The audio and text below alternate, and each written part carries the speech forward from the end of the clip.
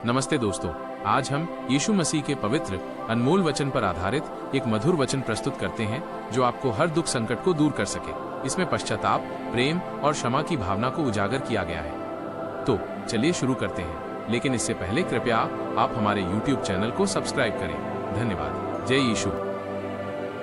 1700 इसहाक वहां से चला गया और गरार के नाले में तंबू खड़ा करके वहां रहने लगा।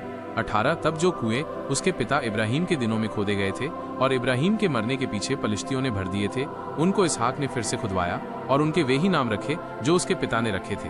19 फिर इसहाक के दासों को नाले में खोदते खोदते बहते जल का एक सोता मिला।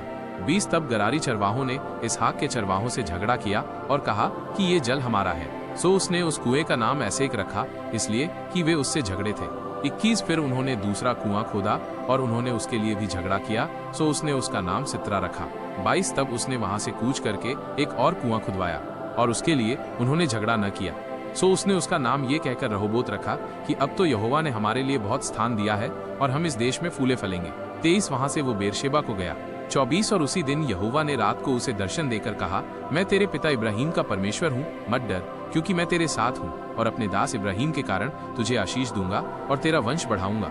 25 तब उसने वहां एक वेदी बनाई और यहोवा से प्रार्थना की और अपना तंबू वहीं खड़ा किया और वहां इसहाक के दासों ने एक कुआं खोदा।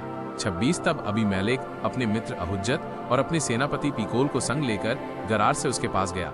27 इसहाक ने उनसे कहा, तुमने मुझसे बैर करके अपने बीच से निकाल दिया था, सो अब मेरे पास क्यों आए हो? 28 उन्होंने कहा, हमने तो प्रत्यक्ष देखा है कि यहोवा तेरे साथ रहता है, सो हमने सोचा कि तू तो यहोवा की ओर से धन्य है, सो हमारे तेरे बीच में शपथ खाई जाए और हम तुझसे इस विषय की वाचा बंधाएं। 29 की जैसे हमने तुझे नहीं छुआ वरन तेरे साथ निरी भलाई की है और तुझको कुशल क्षेम से विदा किया, उसके अनुसार तू भी हमसे कोई बुराई न करेगा। 30 तब उसने उनकी जेवनार की और उन्होंने खाया पिया। 31 बिहान को उन सबों ने तड़के उठकर आपस में शपथ खाई। 32 उसी दिन इसहाक के दासों ने आकर अपने उस खोदे हुए कुएं का वृत्तांत सुना के कहा कि हमको जल का एक सोता मिला है। 33 तब उसने उसका नाम शिबा रखा है, इसी कारण उस नगर का नाम आज तक बेरशेबा पड़ा है। 34 जब एसाव 40 वर्ष का हुआ तब उसने हित्ती बेरी की बेटी यहूदीत और हित्ती एलोन की बेटी बाशमत को ब्याह लिया। 35 और इन स्त्रियों के कारण इसहाक और रिबका के मन को खेद हुआ।